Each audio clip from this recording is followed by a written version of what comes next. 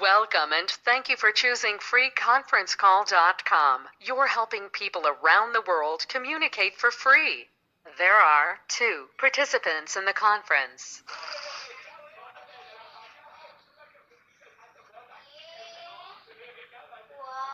हाँ बेटा, स्क्रीन दिखाई दे रही है तुम्हें? हाँ sir. Okay.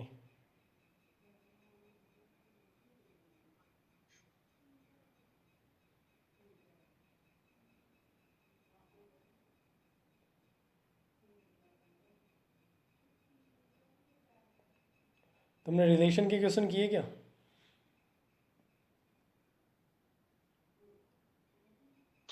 Yes sir. Tanmay? Yes sir. कोई डाउट है? No sir. ये थानोस बेटा, अपना नाम बताना। रोहित है, रोहित। ओके, रोहित। ठीक है। आयरन मैन को बुला रहा हूँ मैं, रुको अभी। चल क्लास स्टार्ट करते हैं अभी, उसके बाद देखेंगे। ध्यान देना, ध्यान समझना। आज का टॉपिक अपन रिलेशन के आगे स्टार्ट कर रहे हैं फंक्शंस। तो फंक्शंस टॉपिक पर ध्यान देना। ओके, सो हम पढ़ेंगे फंक्शंस। फंक्शंस हमने 11th क्लास के अंदर भी पढ़ा था, लेकिन फंक्शन वहाँ पर किया था हमने केवल और केवल उसके फंक्शन होता क्या है, उसके डोमेन क्या होते हैं, उसके रेंज क्या होते हैं, बस यही चीज़ हमने पढ़ा था। हमने टाइप ऑफ फंक्शन नहीं पढ़ा था।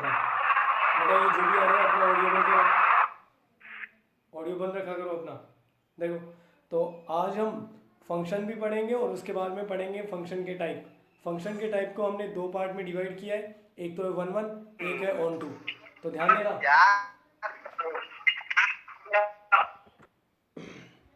बेटा, थोड़ी देर के लिए मैं सबको ही म्यूट कर लेता हूँ, उसके बाद में बात कर लेंगे अपन।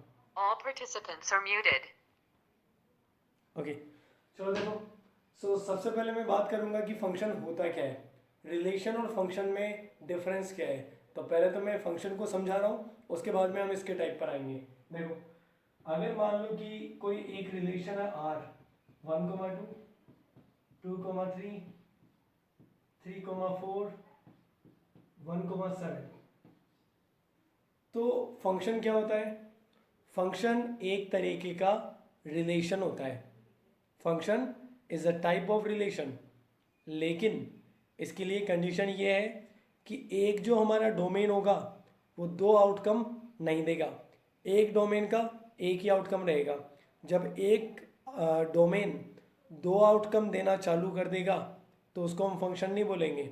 जैसे यहाँ पर ये 1 का जो आउटकम है वो 2 भी है, 1 का आउटकम 7 भी है। मतलब इसे रिलेशन तो कहूँगा, लेकिन इसे मैं फंक्शन बिल्कुल नहीं कहूँगा।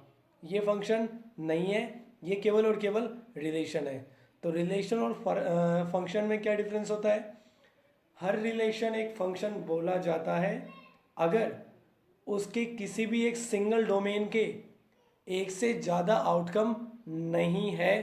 तो हर उस रिलेशन को हम एक फंक्शन बोलेंगे जिसके कोई भी एक सिंगल डोमेन के एक से ज़्यादा आउटकम नहीं आते, उसे बोलेंगे हम फंक्शन। और अगर एक से ज़्यादा आउटकम आ जाएंगे तो उसे हम फंक्शन नहीं बोलेंगे। तो फिलहाल ये रिलेशन है, लेकिन ये फंक्शन नहीं है। तो ये बात तो हमने ऑलरेडी 11th क्लास में कर लिया था। अब हम बात करेंगे टाइप ऑफ फंक्शन की। तो अब हम यहाँ पर पढ़ेंगे टाइप की, और हमने ये जो टाइप है ये 2 पार्ट में डिवाइड किया है। एक तो होता है हमारा 1-1 फंक्शन, दूसरा होता है हमारा ऑन टू फंक्शन। 1-1 जो है उसको बोलते हैं हम इंजेक्टिव, ऑन टू जो है वो होता है सर्जेक्टिव, और एक ऐसा फंक्शन जो 1-1 भी होता है जो ऑन टू भी होता है उसे बोलते हैं बाइजेक्टिव, जो दोनों तरीके का होता है। तो अगर कोई फंक्शन 1-1 ऑन टू दोनों तरीके का हुआ तो उसे बोलेंगे बाइजेक्टिव फंक्शन। ओके, सो वो हो जाएगा हमारे पास बाइजेक्टिव फंक्शन। सो हमने यहाँ पर फंक्शन को डिवाइड किया है 2 पार्ट में। एक है वन वन फंक्शन, दूसरा है onto function. One one को हम बोलते हैं इंजेक्टिव, ऑन टू को हम बोलते हैं सर्जेक्टिव, और जो फंक्शन वन वन को भी फॉलो करता है ऑन टू को भी फॉलो करता है उसे बोलते हैं हम बाइजेक्टिव। वन वन और ऑन टू का आपस में कोई लेना देना नहीं है। जो फंक्शन वन वन होता है या नहीं होता उसका ऑन टू होने या नहीं होने का जरा सा भी फर्क नहीं पड़ता। वन वन एक अलग चीज़ को रिप्रेजेंट करता है और ऑन टू किसी दूसरी चीज़ को रिप्रेजेंट करता है। तो वन वन और ऑन टू एक दूसरे के ऊपर बिल्कुल भी डिपेंड नहीं करते। जो वन वन होता है या नहीं होता वो ऑन टू हो भी सकता है और वो नहीं भी हो सकता। तो वन वन का ऑन टू का बिल्कुल अलग अलग मैटर है। तो सबसे पहले मैं यहाँ पर एक्सप्लेन करता हूँ तुम्हें one one function. So one one function सबसे पहले ये देखते हैं कि अब वन वन फंक्शन होता क्या है। पहले तो मैं इसको कुछ एग्जाम्पल वगैरह इससे समझा रहा हूँ, फिर मैं इसका मैथमेटिकल लैंग्वेज में बताऊँगा। ठीक है, ध्यान समझना कि वन वन फंक्शन क्या होता है। वन वन वन वन यानी एक के लिए केवल एक।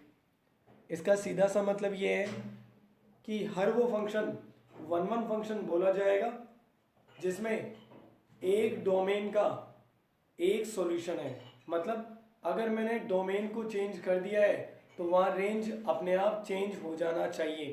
अगर मान लो कि मैंने किसी फंक्शन के अंदर कोई फंक्शन है मेरा f(x = x², मैं इसके अंदर 3 पुट करूंगा तो 3 पुट करने पर 3 का स्क्वायर आएगा 9, और अगर इस फंक्शन के अंदर -3 पुट करेंगे तो भी उसका आंसर आएगा +9। मतलब मैंने डोमेन यहाँ पर चेंज किया था लेकिन फिर भी रेंज बिल्कुल चेंज नहीं हुआ। तो डोमेन बदलने पर रेंज बदलना जरूरी है। एक डोमेन का एक आंसर, दूसरे डोमेन का दूसरा आंसर, तीसरे डोमेन का तीसरा आंसर। तो हर बार जब भी मैं डोमेन को चेंज करूंगा रेंज चेंज होना जरूरी है। अगर डोमेन के साथ रेंज नहीं बदल रहा तो इस फंक्शन को मैं वन वन नहीं कहूँगा। तो वन वन फंक्शन बोला जाता है अगर डोमेन बदलने के बावजूद रेंज नहीं बदला तो वन वन नहीं माना जाएगा। और अगर मैंने डोमेन बदला है और डोमेन बदलने के साथ साथ अपने आप रेंज बदलता गया, उसका आउटकम बदलता गया, तो उसको बोला जाएगा Participant in the conference.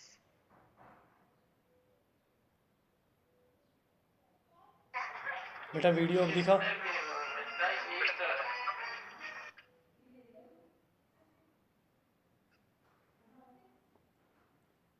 बेटा वीडियो दिखाई दिया क्या तुम्हें अभी?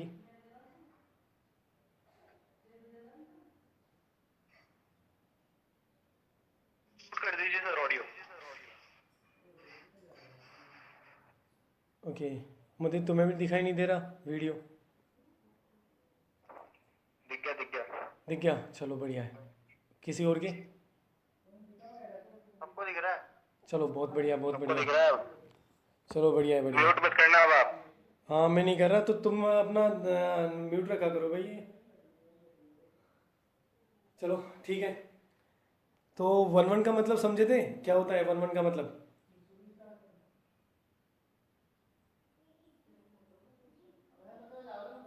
जवाब दो कि कोई? समझ गए समझ गए। हाँ बता तो क्या मतलब होता है? अरे एक डोमेन का एक ही रेंज, मतलब एक वैल्यू डालने पर एक ही आंसर आना चाहिए उसका। अच्छा, मतलब एक ही प्री इमेज होता है उसका कोडोमेन का। देखिए बेटा डेफिनेशन तो क्लियर नहीं हुई। मतलब एक वैल्यू डालोगे ना तो उसमें एक से ज्यादा आंसर नहीं आने चाहिए एक वैल्यू के। इससे तो केवल फंक्शन बोलते हैं, वन वन नहीं है। एक बार ध्यान से सुनना तन्मय, जो तूने बोला ना उस डेफिनेशन को मैं एक बार क्लियर कर रहा हूँ, एक बार देखना। तुम्हारे अकॉर्डिंग हाँ सर। एक वैल्यू का एक आउटकम होना चाहिए। अपना ऑडियो ऑफ रखो, पहले कह रहा हूं मैं। एक वैल्यू एक डोमेन का एक आउटकम होना चाहिए। तो 2 का आंसर आ गया 1, 3 का आंसर आ गया 1। बेटा यहाँ एक डोमेन के ज्यादा आंसर थोड़े ना है तन्मय। वो कोडोमेन का एक ही प्री इमेज होना चाहिए। रिपीट करना। कोडोमेन होता है ना, कोडोमेन। रेंज बोल बेटा। उसका हाँ, वो रेंज का एक ही प्री इमेज होना चाहिए डोमेन वाले सेट में। हाँ ये ठीक है। बाकी आप ये कह सकते हो कि डोमेन को बदला जाएगा तो डोमेन के साथ साथ रेंज का भी बदलना नेसेसरी है। अगर डोमेन को चेंज करने पर रेंज भी रेस्पेक्टिव अगर चेंज हो जाता है तो उसे बोला जाता है 1 1, और अगर रेंज चेंज नहीं होता तो फिर वो 1 1 नहीं माना जाएगा। तो 1 1 फंक्शन का मतलब है डोमेन के साथ साथ रेंज का अपने आप चेंज होना। अगर किसी फंक्शन के अंदर मैं 2 पुट करूँगा कोई और आंसर आएगा, 3 पुट करने पर कोई और आंसर आना चाहिए, 4 पुट करने पर कोई और आंसर आना चाहिए। मतलब डिफरेंट डोमेन के लिए डिफरेंट रेंज आनी चाहिए, उसे बोलते हैं हम 1 1 फंक्शन। अब 1 1 फंक्शन का जो मैथमेटिकल लैंग्वेज में है वो कैसे लिखेंगे, ध्यान देना एक बात। A function f which is from x to y is 1 1 for all x1 and x2 that belongs to capital X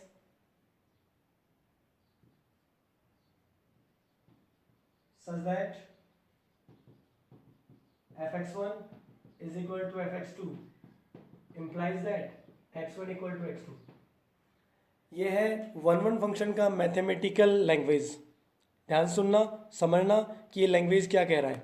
देखो, a function f which is from x to y, मतलब एक फंक्शन डिफाइन है f जो कि कहाँ से कहाँ पर है, x से y की तरफ वो डिफाइन है।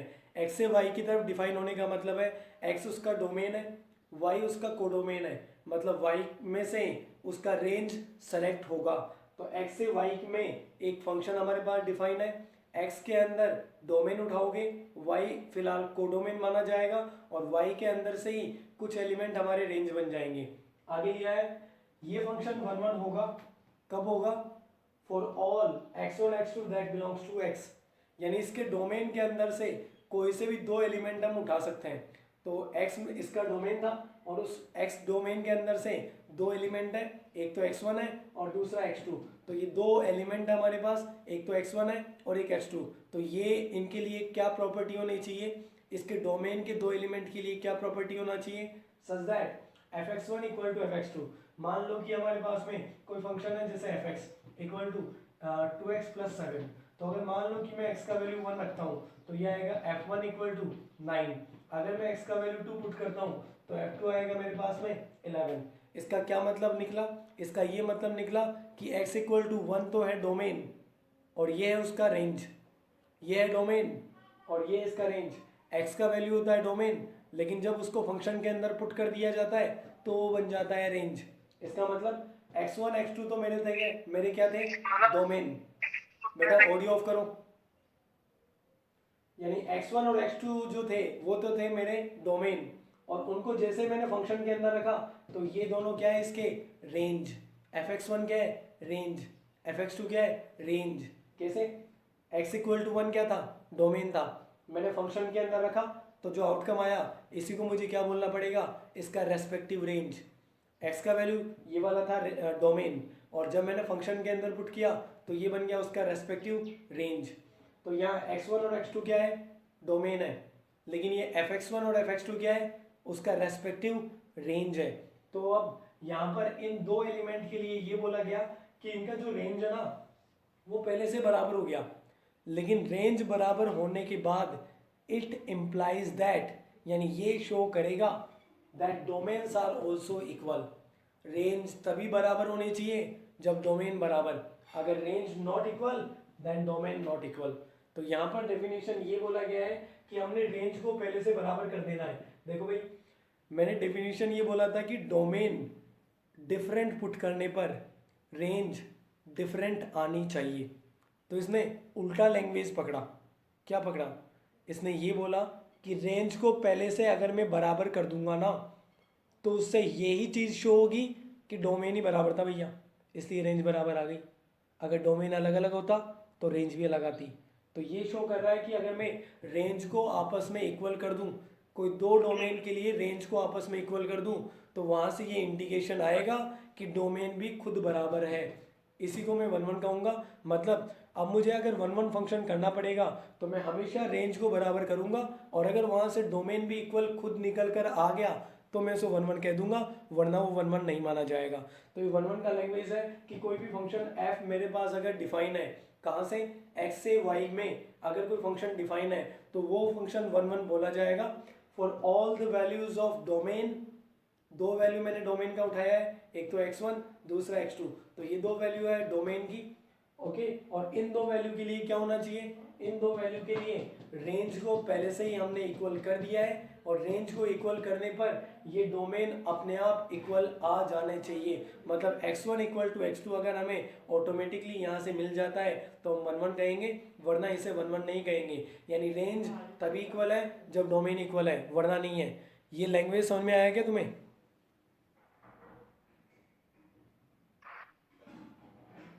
जवाब दो अपना। आ गया, बिल्कुल आ गया। Okay, John.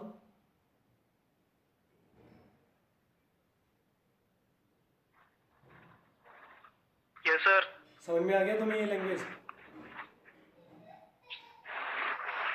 Yes sir. ठीक है, किसी का कोई क्वेश्चन है इसमें? ऑडियो बंद करो अब। नहीं। ठीक है, तो अब मैं इसका जो 1 1 फंक्शन है उसको स्टार्ट करते हैं, देखते हैं कि किस तरह से हम 1 1 कर सकते हैं और किस तरह से 1 1 नहीं करेंगे। देखो, तो 1 1 को करने का तरीका बताऊंगा, ऑन टू अपन बाद में पढ़ेंगे, पहले हम 1 1 को कंप्लीट करेंगे। तो देखो, जैसे हमारे पास फंक्शन है fx, f is from real to real where fx is equal to x square. Okay, ये हमारा फर्स्ट फंक्शन है। मैं इसको इस तरह लिख देता हूँ ताकि एक ही बार में मैं काफ़ी सारे क्वेश्चन करवा सकूँ। इसमें fx equal to x square. Second है मेरे पास f is from z to natural, fx equal to x square. Third है मेरे पास में f is from natural to natural, fx equal to x square. Okay, और फोर्थ है मेरे पास में f is from natural to natural या फिर रियल टू रियल ले लेते हैं इसे, और यहाँ पर है fx equal to x to the power 3। ये मेरे पास में 4 क्वेश्चंस हैं, और इन सारे क्वेश्चंस के लिए मुझे अभी 1 1 फंक्शन चेक करना है कि कौन सा फंक्शन 1 1 है, कौन सा फंक्शन 1 1 नहीं है। यहाँ काफ़ी सारी चीज़ें सीखने को मिलेगी। ये चीज़ भी तुम्हें यहाँ सीखने को मिलेगी कि 1 1 का सीधा सा मतलब है डोमेन। डोमेन डिसाइड करेगा कि वो फंक्शन 1 1 हो सकता है या नहीं हो सकता। तो 1 1 फंक्शन होता है या नहीं होता, ये चीज़ का डोमेन के ऊपर बहुत ज़्यादा डिपेंड करता है। जैसे यहाँ पर मैं समझाता हूँ, यहाँ पर हमने 1 1 अगर करना है तो 1 1 करने के लिए मैं लेट करूँगा कि x1 और x2 दो एलिमेंट है मेरे, जो कहाँ से उठाऊंगा मैं, इसके डोमेन के अंदर से दो एलिमेंट उठा लूँगा। तो इस फंक्शन का जो डोमेन है वो है रियल नंबर, और को डोमेन भी है रियल नंबर। फिलहाल तो मैंने डोमेन के अंदर से दो एलिमेंट उठा लिए। ओके, सच दैट उनका जो रेंज है वो मैं पहले से इक्वल कर दूंगा, fx1 इक्वल टू fx2।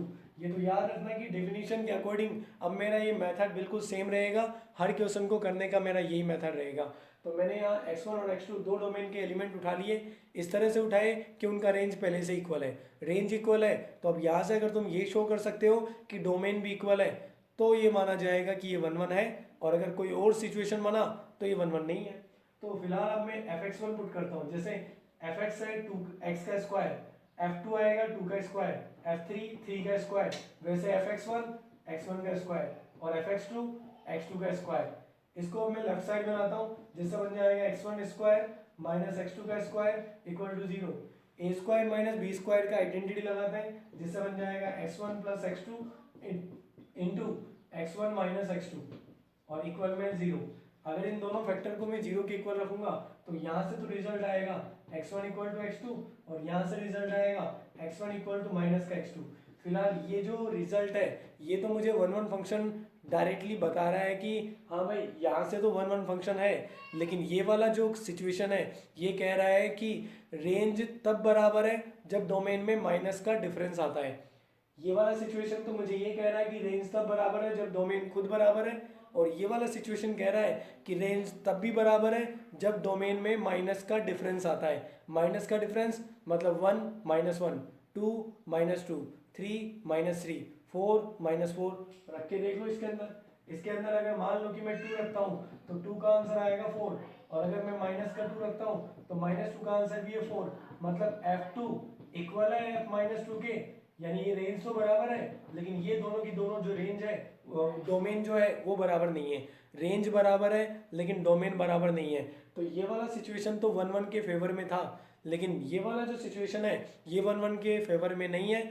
अगर मान लो कि मैं इस सिचुएशन को गलत प्रूव कर पाता तो ये सिचुएशन हट जाता और फिर मैं इसे 1-1 फंक्शन जरूर बोल देता, लेकिन फिलहाल इस सिचुएशन को मैं किसी भी तरीके से गलत नहीं कर सकता, इसलिए ये वाला फंक्शन अब 1-1 नहीं माना जाएगा। अब इस सिचुएशन का जो मैं कह रहा हूँ कि गलत कर सकता हूँ, गलत नहीं कर सकता, ये क्या कह रहा हूँ, इस चीज़ को मैं इस वाले से समझाता हूँ। देखो यहाँ पर भी मेरा सेम क्वेश्चन है, f x equal to x square, लेकिन डोमेन क्या है, नेचुरल नंबर है। तो मैं यहाँ पर लेट करूंगा x1 x2 दो डोमेन के element from natural numbers, okay, such that fx1 is already equal to fx2। तो fx1 का मतलब यहाँ से वही निकलेगा x1 का स्क्वायर, fx2 का मतलब x2 का स्क्वायर, माइनस में ट्रांसपोज करेंगे x1 square minus x2 square equal to 0। A square minus b square की आइडेंटिटी है, तो ये बन जाएगा x1 plus x2 into x1 minus x2 equal to 0। एक बार इसको 0 रखूंगा तो x1 इक्वल टू माइनस का x2, यहाँ से आएगा x1 इक्वल टू x2। तो अब ये तो 1-1 के फेवर में है, लेकिन ये नहीं है। लेकिन इस बार मैं इसको गलत कर सकता हूँ। कैसे कर सकता हूँ, यहाँ पर देखो x2 मेरा नेचुरल नंबर है, तो फिर माइनस का x2 नेचुरल नंबर कब से होने लग गया। अगर x2 एक नेचुरल नंबर मैंने उठाया था तो माइनस का x2 नेचुरल कैसे हो गया ये, मतलब इसके अंदर मैं केवल पॉजिटिव नंबर रखूंगा।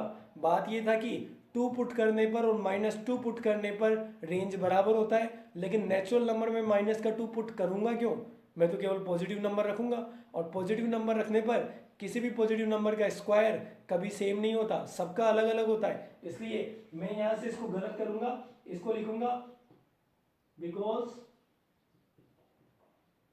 x2 belongs to natural, so minus x2 not belongs to natural. और अब इस अकेले की वजह से मैं इस फंक्शन को 1-1 फंक्शन बोलूंगा। तो यहाँ पर कोई अंडर रूट लगाकर स्क्वायर को काटने की कोशिश मत करना।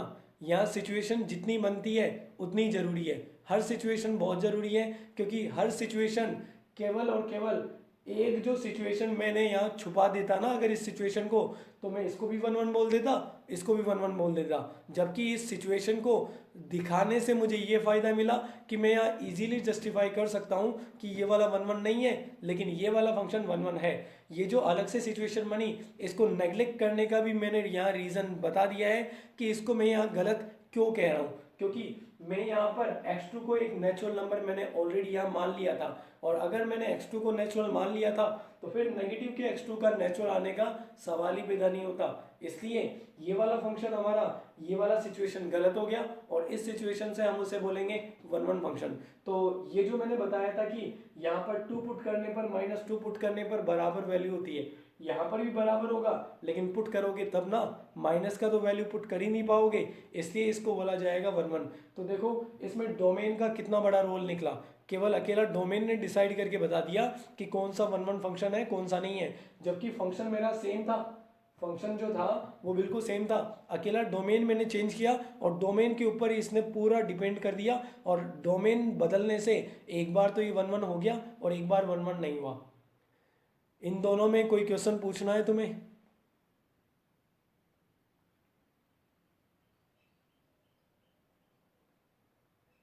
जवाब दे दो अपना। सर नहीं पूछना।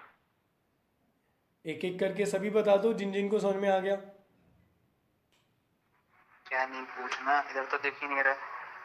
हाँ, नितेश है शायद तू, है ना? सर आ गया, समझ में आ गया। ओके, मुदित, मुदित समझ में आ गया? यस सर आ गया। ओके, जॉन आ गया। ठीक है, अर्चित,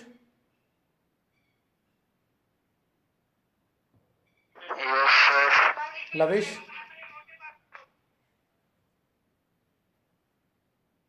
यस सर। ओके, फिर दिखाई किसको नहीं दे रहा था? देखो सर, नितेश राघव को कुछ भी नहीं दिख रहा, कैमरा ऑफ दिख रहा है बस। तो बेटा बिना देखे तो मैं तेरे को कैसे समझाऊं? मेरे को भी लेट ही दिखना चालू हुआ था सर। अच्छा चलो कोई बात नहीं, वैसे तो मैं इस वीडियो को यूट्यूब पर अपलोड कर दूंगा शाम तक। शाम को ही दोबारा देख लेना चाहे, और अगर फिर भी डाउट आता है तो मुझसे पर्सनली चाहे पूछ लेना तुम। ठीक है नितेश? हाँ यस सर। ठीक है। अब मैं इन दो फंक्शन के बारे में बता रहा हूँ, इन दो फंक्शन का देखना। तन्मय तुझे क्लियर हो गया क्या? हाँ सर हो गया। कोई क्वेश्चन नहीं है तेरा? नहीं। चल ठीक है। देखो अब ये हमारा फर्स्ट फंक्शन है, इंटीजर टू नेचुरल। कोई मुझे डायरेक्टली बता सकता है ये वन वन होगा या नहीं होगा? इंटीजर है, इंटीजर। होगा नहीं होगा नहीं होगा। कोई और? झाला नहीं, क्या कहता है?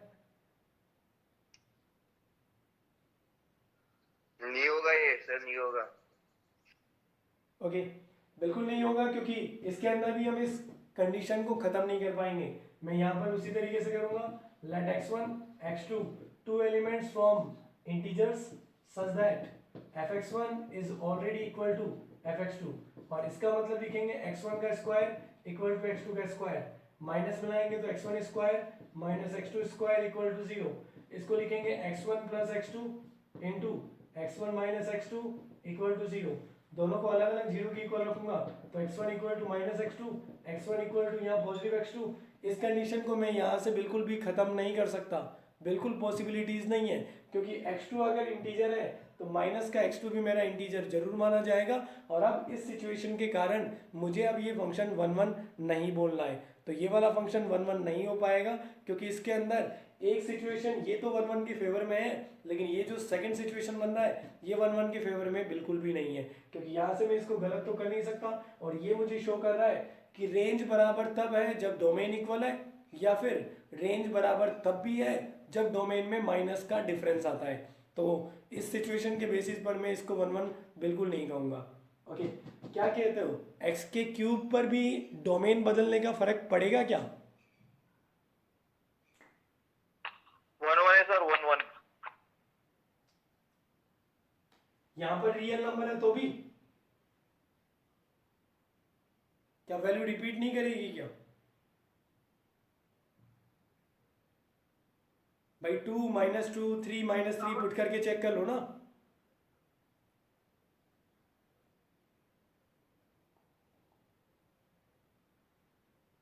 क्या हुआ, कोई रेस्पॉन्स? नहीं करेगी।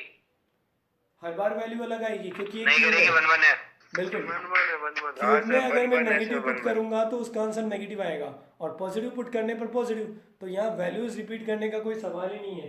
तो यहाँ पर भी अगर मैं कैलकुलेट करता हूँ तो लेट करेंगे हम x1 x2 दो element from real numbers such that fx1 is already equal to fx2, और इसके लिए fx1 का मतलब होगा x1 का क्यूब इक्वल टू x2 का क्यूब। फिलहाल मैं पावर को तो यहाँ बिल्कुल भी कैंसिल नहीं करूंगा, जितनी सिचुएशन बन सकती है मैं सब बनाऊंगा।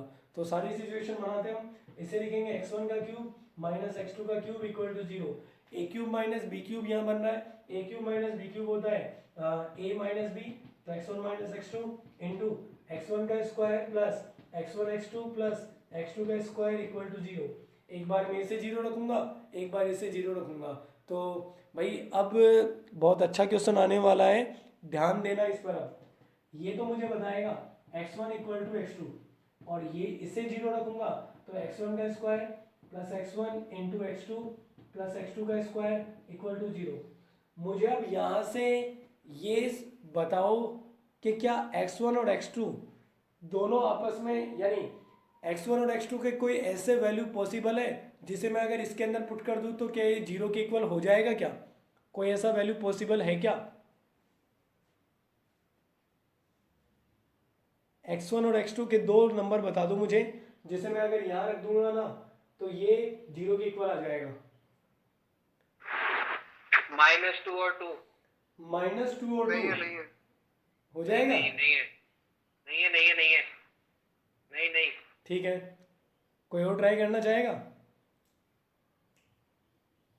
देखो सबसे पहले तो ये सोच कर देखो कि मैं x1 और x2 दोनों को अगर नहीं है, है ही नहीं। एक बार रुक जाओ, x1 और x2 दोनों को मैं पॉजिटिव रख दूँ तो क्या होगा? अगर मैंने x1 को भी पॉजिटिव लिया है, x2 को भी पॉजिटिव लिया है, तो ये होल स्क्वायर पॉजिटिव होगा, होल स्क्वायर पॉजिटिव होगा, और उन दोनों का मल्टीप्लाई भी पॉजिटिव, और तीन पॉजिटिव वैल्यूज मिलकर जीरो तो नहीं हो सकती। कंडीशन नंबर 2, दोनों के दोनों नेगेटिव हो जाए तो x1 भी नेगेटिव, x2 भी नेगेटिव, तो x1 नेगेटिव है तो उसका होल स्क्वायर पॉजिटिव होगा, x2 नेगेटिव है तो उसका होल स्क्वायर भी पॉजिटिव, और दोनों नेगेटिव है तो उनका मल्टीप्लाई भी पॉजिटिव, और फिर से तीन पॉजिटिव वैल्यू मिलकर जीरो नहीं हो सकती। लास्ट और थर्ड कंडीशन, एक पॉजिटिव दूसरा नेगेटिव, ठीक है, एक पॉजिटिव और एक नेगेटिव ले लूंगा मैं, तो ये होल स्क्वायर तो दोनों के दोनों पॉजिटिव बनाएंगे। फिलहाल ये जो मल्टीप्लिकेशन है ये नेगेटिव आएगा, लेकिन यहाँ से ये भी बात क्लियर है कि x1 का स्क्वायर और x2 के स्क्वायर का जो एडिशन है वो x1 इंटू x2 से कहीं ज़्यादा होता है, इसलिए ये पॉजिटिव नंबर मिलकर नेगेटिव के साथ में कंपेयर नहीं हो पाएंगे, पॉजिटिव नंबर काफ़ी ज़्यादा रहेगा और ये जीरो के इक्वल कभी नहीं बन पाएगा। और अगर ये जीरो के इक्वल हो ही नहीं सकता तो मैंने ऐसे कैसे इसको जीरो के इक्वल रख दिया, ये कंडीशन तो गलत हो गई ना, और ये कंडीशन गलत हो गई तो ये कंडीशन यहीं पे खत्म।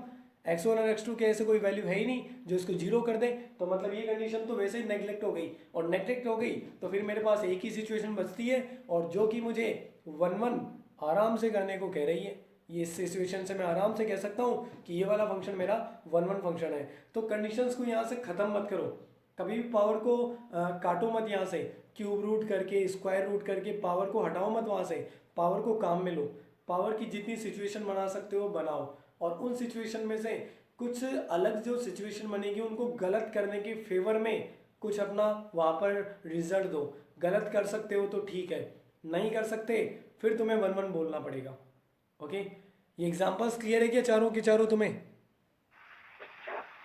क्लियर है। उधर बोर्ड में क्या लिखेंगे?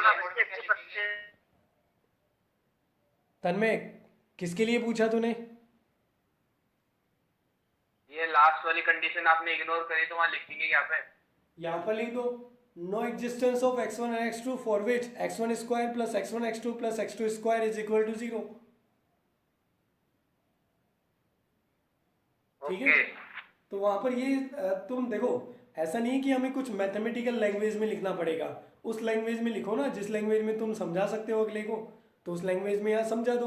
तुम यहाँ क्या कहना चाहते हो? यहाँ ये कहना चाहते हो कि x1 और x2 के ऐसे कोई वैल्यू नहीं है जो इसको जीरो के इक्वल करके दिखा दे, तो अपनी लैंग्वेज में कैसे भी तुम उसको जस्टिफाई करने के लिए वहाँ अपना रीज़न दे सकते हो, और अगर तुमने वहाँ उसको गलत होने का रीज़न दे दिया तो फिर कोई दिक्कत नहीं है, वहाँ किसी भी तरह से तुम अपना रीज़न लिखो, चाहे लैंग्वेज में लिखो, चाहे कुछ एग्जाम्पल मान के करो, चाहे कुछ भी, तुम अपना रीज़न किसी भी लैंग्वेज में किसी भी तरह से वहाँ शो कर सकते हो।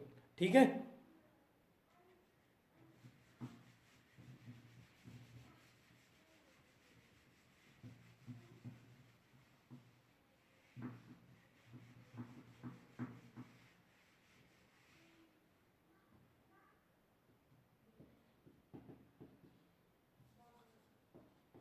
f is from real to real such that fx equal to greatest integer x।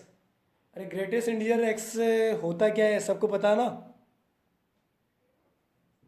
पता है, पता है। बता दो क्या होता है।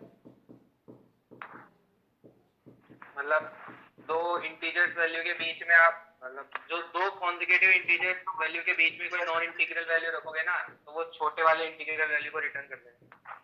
बिल्कुल, जैसे नाम 0 और इसका 1 के बीच में कुछ भी रखोगे तो 0 आएगा। नाम इसका ग्रेटेस्ट इंटीजर है, लेकिन इसका आउटकम होता है छोटा इंटीजर। मतलब अगर मैं एग्जैक्टली इंटीजर पुट करूंगा तो इंटीजर आंसर आएगा, लेकिन अगर मैंने कोई डेसिमल में नंबर पुट किया तो जैसे 0 और 1 के बीच में रखेंगे तो आउटकम आएगा उसका 0, 1 और 2 के बीच में वैल्यू रखेंगे तो उसका आउटकम आएगा 1, 2 और 3 के बीच में वैल्यू रखेंगे तो उसका आउटकम आएगा 2।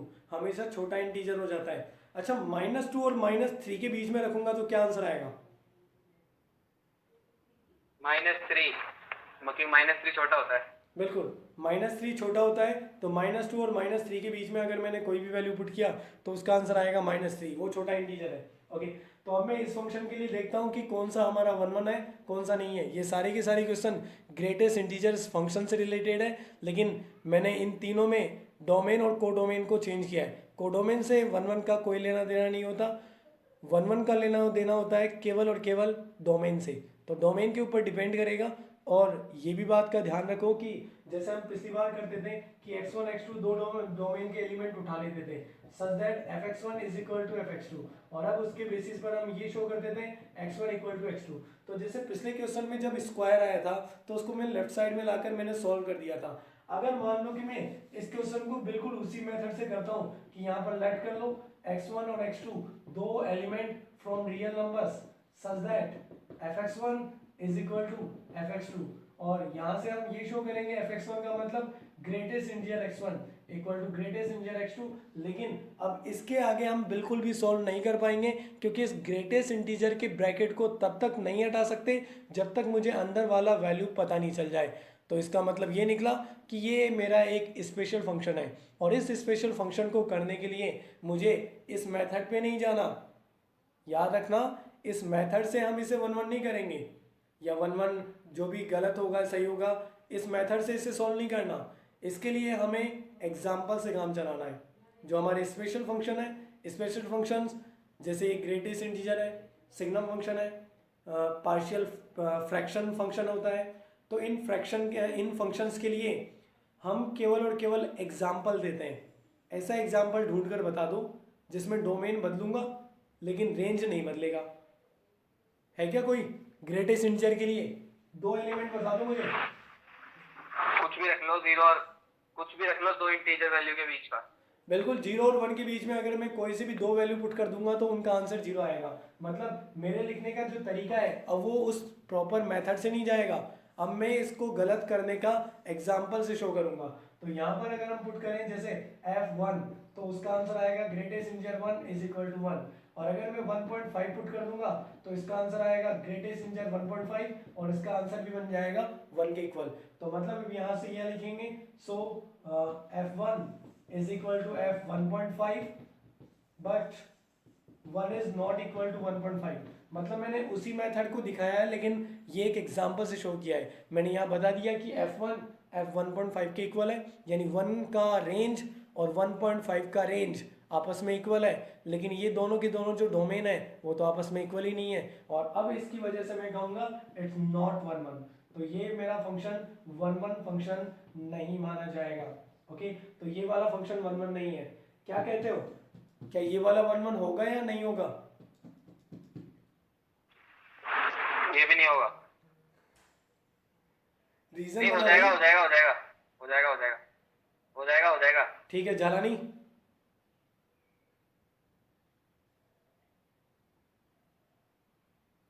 अक्षर जालानी जवाब दे। हो जाएगा सर। ओके, क्योंकि इस बार मैं यहाँ पर कोई भी डेसिमल में नंबर पुट नहीं कर सकता।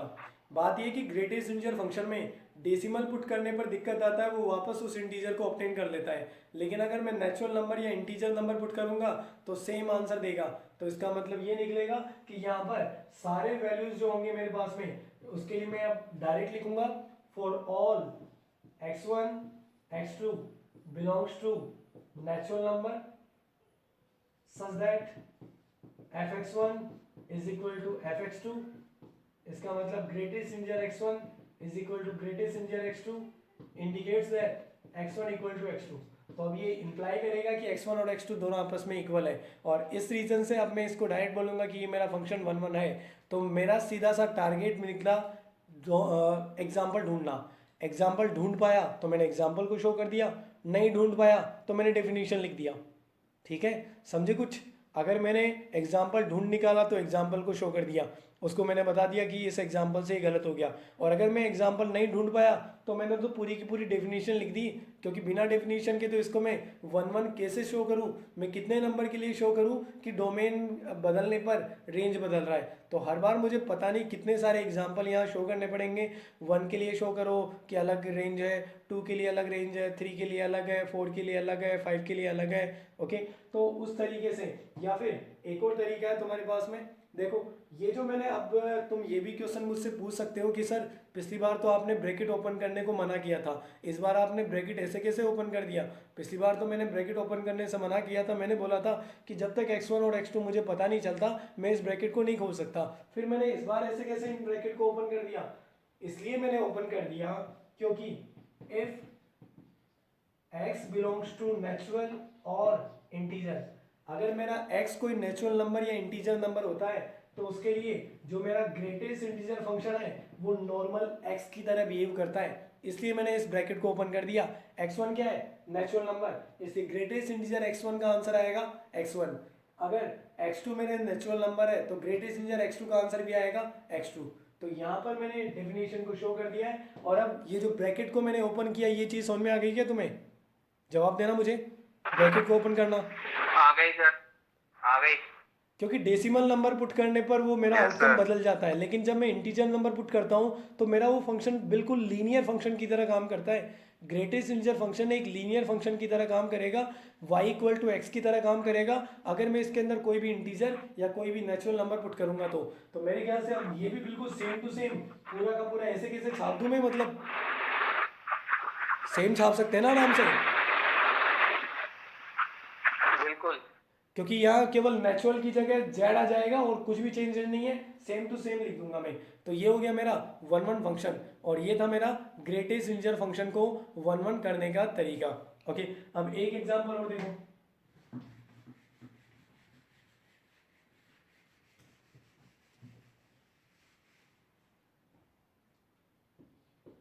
जैसे f is from r minus 3 to r minus 1 defined as fx equal to x plus 2 upon x minus 3, और मुझे चेक करना है कि ये फंक्शन वन वन है या वन वन नहीं है। तो यहाँ पर डोमेन है मेरे पास r माइनस थ्री और को डोमेन दे रखा है r माइनस वन, और मुझे चेक करना कि ये फंक्शन हमारा वन वन है या वन वन नहीं है। तो वन वन होने या नहीं होने के लिए मैं यहाँ पर लेट करूँगा x1 x2 two elements from domain r minus three. तो r माइनस थ्री के अंदर से हमने दो एलिमेंट लेट कर लिए, ओके, x1 और x2, such that fx1 is equal to fx2। तो fx1 का मतलब है मैं यहाँ पर x की जगह x1 रख दूंगा, तो x1 plus two upon x1 minus three. fx2 का मतलब मैं यहाँ x2 पुट करूंगा, x2 plus two upon x2 minus three. अब हम करेंगे इन दोनों को क्रॉस मल्टीप्लाई, तो x1 को पहले इन दोनों से multiply, x1 x2 plus 2x1 minus 3x2 और माइनस 6। अब x1 x2 इस तरफ से क्रॉस मल्टीप्लाई, तो x1 x2 माइनस का 3x1 प्लस का 2x2 माइनस 6, माइनस 6 से माइनस 6, x1 x2 से x1 x2 कैंसिल हो गया। और अब x1 को एक तरफ ट्रांसपोज कर देंगे, x2 को दूसरी तरफ, तो माइनस का 3x1 इधर आएगा तो इसके साथ हो जाएगा 5x1, और माइनस का 3x2 उधर जाएगा तो इसके साथ हो जाएगा 5x2, 5 से 5 कैंसिल, और अब यहाँ से रिजल्ट निकल कर आ गया x1 इक्वल टू x2। तो x1 इक्वल टू x2 आ गया, इसका मतलब ये फंक्शन मेरा वन वन जरूर माना जाएगा, क्योंकि मैंने fx1 इक्वल टू fx2 से ये रिजल्ट शो कर दिया x1 इक्वल टू x2, इसलिए इस फंक्शन को बोलेंगे वन वन फंक्शन। ये एग्जांपल क्लियर है सबको?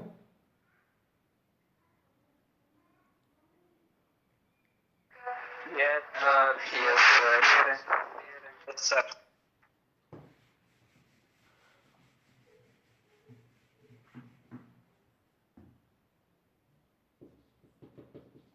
f is from real to real defined as fx equal to, ये एक पार्शियल फ्रैक्शन,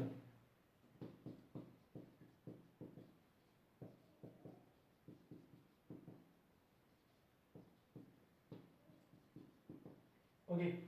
किसी को पता है पार्शियल फ्रैक्शनल फंक्शन क्या होता है? पार्शियल फ्रैक्शनल फंक्शन सिर्फ है ना, इसका फ्रैक्शनल पार्ट आंसर में देता है। जैसे आप 1.1 डालोगे तो 0.1 आएगा आंसर, 2.2 डालोगे तो 0.2 आएगा। अच्छा, वन पुट करने पर क्या आएगा? ये होता है सर, 1 पुट करने पे 0 आएगा। ठीक है, माइनस का 0.7, आंसर बता। 0.2, 0.7 बोला मैंने, माइनस 0.7, 3, 0. ठीक है, 0.3 आएगा, बिल्कुल सही है। देखो पार्शियल फ्रैक्शनल जो फंक्शन होता है वो एक तरह से मेरा डिफाइन होता है इस तरह से, partial fractional equal to x minus greatest integer x, इस तरह से ये काम करता है। इसको एक तरह से मैं डेफिनेशन के तौर पर अगर लिखूंगा तो ये फंक्शन मेरा डिफाइन होगा x minus greatest integer x, मतलब अगर मैंने 1.2 पुट किया तो ये आ जाएगा 1.2 माइनस ग्रेटेस्ट इंटीजर 1.2, तो यहाँ जाएगा 1.2 माइनस 1.2 का वैल्यू ग्रेटेस्ट इंटीजर का 1 होता है, तो इसमें से 1 हट जाएगा और आंसर आएगा 0.2। मतलब केवल फ्रैक्शन जो डेसिमल वाला वैल्यू होता है वही आता है इसके अंदर। 1.7 पुट करूंगा 0.7, 2.9 पुट करेंगे 0.9, 3.3 पुट करेंगे 0.3, 5.5 पुट करोगे 0.5, 5.9 पुट करोगे 0.9। तो हमेशा केवल इसमें जो अपना फ्रैक्शनल पार्ट होता है, जो डेसिमल वाला पार्ट होता है वही आंसर में आता है, बाकी नहीं आता। और अगर मैंने इसके अंदर एग्जैक्टली इंटीजर पुट कर दिया जैसे 2, तो 2 पुट करेंगे तो 2 माइनस ग्रेटेस्ट इंटीजर 2, तो ये तो 2 हो जाएगा और ग्रेटेस्ट इंटीजर 2 भी 2 होता है। तो अगर मैं एग्जैक्टली इंटीजर पुट करूंगा तो इसमें आंसर आएगा 0। लेकिन अगर मैंने नेगेटिव में नंबर पुट किए तो नेगेटिव अगर मैं पुट करूंगा जैसे यहाँ पर माइनस का 1.2, तो माइनस का 1.2 पुट करने पर आएगा माइनस का 1.2 माइनस ग्रेटेस्ट इंटीजर 1.2, और ग्रेटेस्ट इंटीजर 1.2 का मतलब है -1 और -2 के बीच में, तो इसका आउटकम निकल कर आएगा -2, ये बीच में माइनस और ये माइनस का 1.2, तो माइनस का 1.2 ये प्लस का 2 हो जाएगा और इसका आंसर आएगा 0.8। मतलब अगर मैं नेगेटिव में इंटीजर पुट करूंगा, नेगेटिव में नंबर पुट करूंगा, तो इसमें ये जो आंसर आएगा वो उसको कंप्लीट करने के लिए, उस पूरे इंटीजर को कंप्लीट करने के लिए जो डेसिमल वैल्यू की रिक्वायरमेंट होती है वो आंसर आता है। ओके, सो ये होता है मेरा पार्शियल फ्रैक्शनल फंक्शन, जिसके अंदर आंसर वो आता है जो हमने अगर कोई भी डेसिमल में नंबर पुट किया तो वो डेसिमल वाला वैल्यू है वही आंसर आता है। लेकिन नेगेटिव में अगर पुट करते हैं तो नेगेटिव में उसको इंटीजर बनाने के लिए जितने डेसिमल की जरूरत है वो आंसर आता है। ओके, तो अब इस फंक्शन का मैं 1 का बात करता हूँ। क्या कहते हो, ये 1 है क्या? नहीं है, क्योंकि नहीं है, नहीं अगर है, मैं 1 पुट कर 1% दूंगा नहीं है, तो 0 आएगा, बिल्कुल ही नहीं है। और अगर मैं 2 पुट कर दूंगा तो भी इसका आंसर आएगा 0। मतलब यहाँ लिखेंगे f1 is equal to f2 but 1 is not equal to 2। मतलब f1 और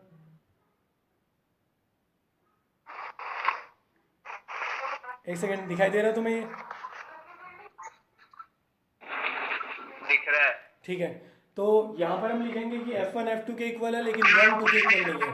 ओके, तो ये 1 नहीं है। और बेटा फिलहाल मैं इस क्लास को ओवर कर रहा हूँ क्योंकि 10th क्लास वाले बच्चे एंटर करना स्टार्ट कर रहे हैं, तो मैं अब इस क्लास को ओवर कर रहा हूँ। ठीक है तन्मय?